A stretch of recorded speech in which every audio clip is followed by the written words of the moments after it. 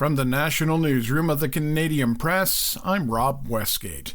Prime Minister Justin Trudeau, Ontario Premier Doug Ford, and Honda executives are expected to announce today that the Japanese automaker is building an electric vehicle battery plant in Alliston, Ontario, part of a $15 billion investment. The $15 billion project includes Honda retooling its assembly plant in Alliston to produce electric vehicles, building an EV battery plant in close proximity, as well as 2 key battery parts facilities elsewhere in Ontario.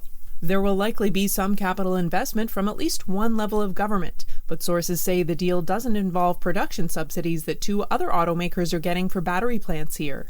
Instead, Honda will benefit from tax credits, including a new one in the federal budget, especially for EV supply chain investments. Allison Jones, The Canadian Press, Toronto.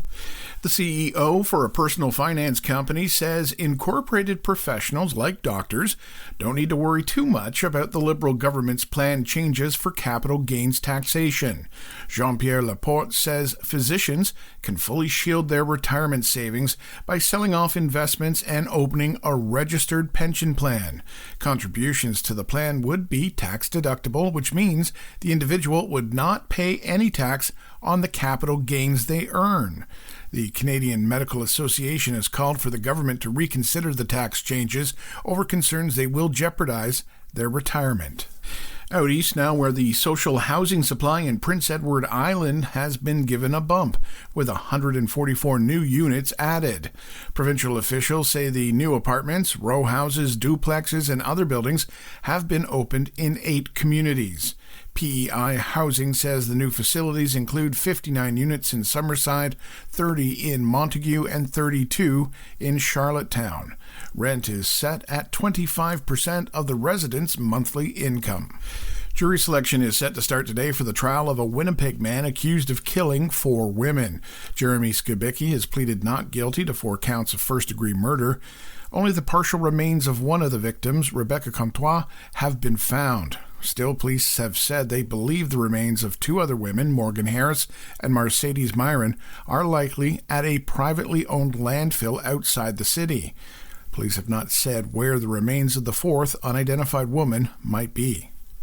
And finally, the airspace over Norway was temporarily closed due to a technical glitch at the Oslo Airport's control center. Aviation authorities say the airspace was gradually reopened after more than 3 hours.